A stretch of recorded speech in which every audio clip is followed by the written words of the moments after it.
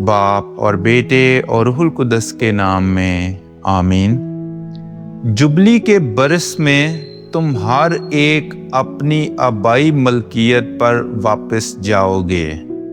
ہمارے لیے آج کی تلاوت اخبار کی کتاب اس کا 25واں باب اور اس کی پہلی آیت اور پھر 8ویں آیت سے لے کر 17ویں آیت تک۔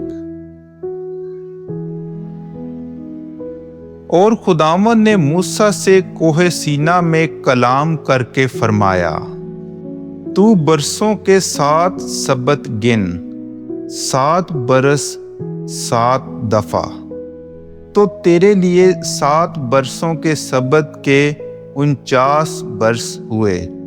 اور 7ویں مہینے کی 10ویں تاریخ کو تو نرسنگا پھونکوا، یوم کفارہ کو تیری ساری زمین میں وہ نرسنگا پھونکیں، اور تم 50ویں سال کو مقدس کرو اور زمین کے سارے باشندوں کے درمیان اعلان رہائی کراؤ۔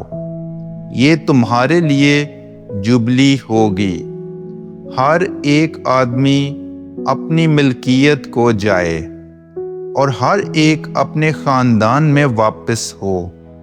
50واں برس تمہارے لیے جبلی کا ہوگا، تم اس میں کچھ نہ بو اور جو کھیتوں میں اگے اسے نہ کاٹو، اور اپنے انگوروں کے جو چھانٹنے نہیں گئے پھل نہ توڑو، کیونکہ تمہارے لیے یہ مقدس جبلی ہوگی۔